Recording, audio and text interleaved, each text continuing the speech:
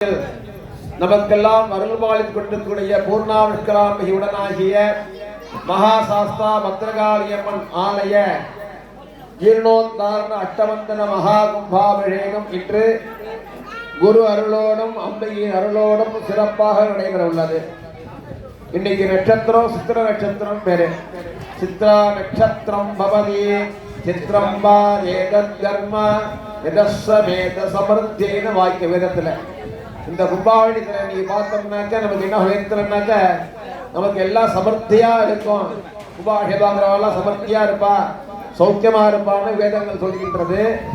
அப்பேற்பட்ட உன்னதமான நட்சத்திரம் இன்றைய தினம் சுக்கிரவாரம் என்று சொல்லக்கூடிய அம்பாளுக்கு பிரியமான வாரம் வெள்ளிக்கிழமை. அதன் கூட அம்பிகையினோட கருணாமூர்த்தியாக கூடியவர் பத்ரகாளியம்மன். தொடர்ந்து இப்பொழுது 4வது கால பூஜைகள் யாவும் நிகழ்வுற்று இன்னும் சிறிது வினாடியில் மகாசாஸ்தா ஆலயத்தில் பூர்ணாகுதி நிகழ உள்ளது.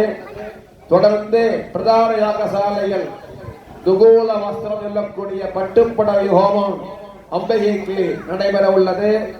தொடர்ந்து 5 குண்டங்களிலும் சமகாலத்தில் மகாபூர்ணாகுதி 4வது காலத்தினுடைய மகாபூர்ணாகுதியும் நடைபெற உள்ளது. கிராமவாசிகள் பக்தகோடிகள் எல்லோரும் உடனடியாக யாகசாலைக்கு எழுந்தருளி எல்லாம் வல்ல எம்பெருமானுடைய அருளுக்கு மாத்திரமாகி எல்லா நலன்களும் வளங்களும் பெற்று பல கோடி வல்லாண்டு வாழ பிரார்த்திக்கிறோம். இந்த இடத்துல இவ்வளவு பிராமணர்லாம் வந்திருக்கனாக உங்க ஊர்ல ரொம்ப சந்தோஷப்படணும். ஏன்னா ஒரு ஊர்ல எல்லாரும்